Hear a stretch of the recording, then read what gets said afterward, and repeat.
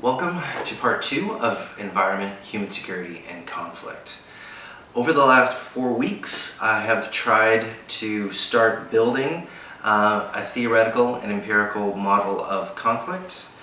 And by doing so, I've tried to focus on a whole bunch of individual factors that the literature, cases, and deductive theories suggest help lead to various forms of conflict. In this class, I've largely focused on civil conflict because it is the most common conflict in the 21st century. In the first week, I kind of painted the background, defined conflict, the environment, and different factors that go into human security. Then we looked at how economic factors, often through human security issues, lead to conflict. Then we looked at political institutions and how they contributed to our understanding of conflict. Countries that are strong democracies or autocracies are less likely to have conflict than those that are in the middle. Last week we looked at some environmental factors, which we're going to be coming back to in subsequent weeks, to see how a lot of the economic and political and population factors that we're going to talk about today lead to conflict.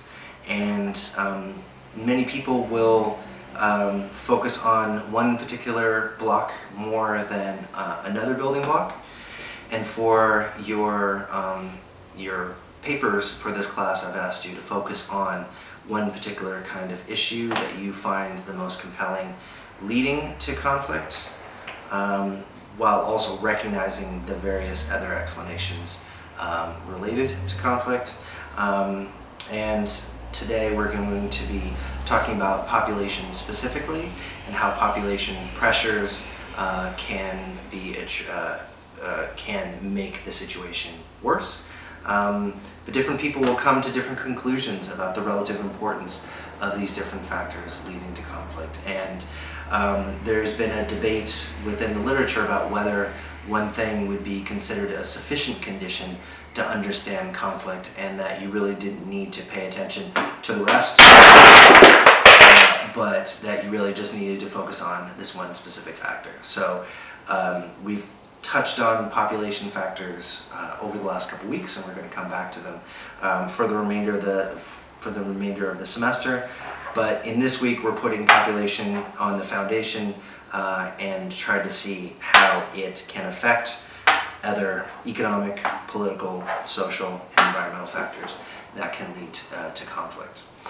Why should we care about population factors related to conflict? Because I would argue it's pretty much obvious that there's more and more people in the world today than there ever has been in the past, and that more and more people need more and more food, more and more people need more and more water, more and more people need shelter, more and more people need jobs.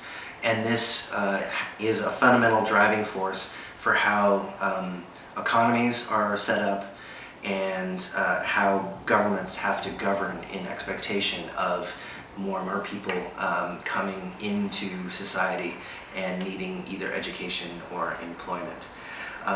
There are a lot of questions about whether the world can sustain the current population that we have, or estimates of over 10 billion by the end of this century, 11 billion. And so people from Malthus and Jonathan Swift to Thanos have come up with rather drastic solutions, either facetious or real, for how you need to either try to slow the population growth or be able to figure out how to organize societies to be able to handle growing levels of population pressure. And I think this connects also to something you might not have thought about, but is kind of like David Foster Wallace's water, that you have more and more people and more demands placed on society and on the environment. The argument is that larger populations lower opportunity costs, make it easier for rebel entrepreneurs to be able to recruit people to fight. However, according to a number of different metrics, conflict has actually declined over the last couple of decades. Other forms of violence as well. The Hsing et al. Article talked about that. But so what explains this puzzle? How can you have more and more people, which is seen as an important driver of conflict, without having more and more conflict as well? So we're going to look at a couple of explanations the literature has put forward for how population can be linked to conflict. We're going to look at a couple specifically. How your demographic, people between 15 and 24, how bulges of different parts of the population can create unique challenges. In Japan, Germany, and other industrialized democracies, it's bulge of older people, which makes it more difficult for the working population to be able to support them. With political violence, it's less old people hitting the streets to protest and to use violence, it's the young. And so there's been a lot of literature looking at how larger cohorts of youths can increase the risk of conflict. We're also going to look at urbanization. Over half the world now lives in an urban setting, drastically different than from 100 years ago. So what effects does this concentration of people in urban cities and megacities have on the likelihood of conflict? And then we're going to look at a couple of case studies. The Rwandan case study, the Percival and Homer Dixon article, suggests that it's not necessarily as clear-cut, that population pressures led to environmental scarcity, which were fundamental drivers of the Rwandan genocide in '94. And that article has spurred other work on population pressures and conflict.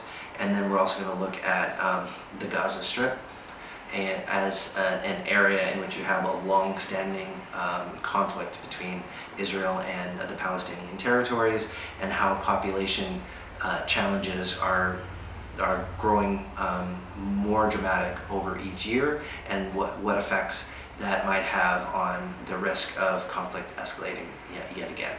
So today it's all about population and people and growth, and seeing how it can help us build our mental model of conflict. And then we're going to look in subsequent weeks how once population gets on the move, that also has different effects. And pretty much in any model of comparative quantitative analysis of conflict usually has population as at least a control variable. So we're going to try to understand why that's in pretty much every theoretical or empirical model, and how it links to issues in future weeks. So let's get started.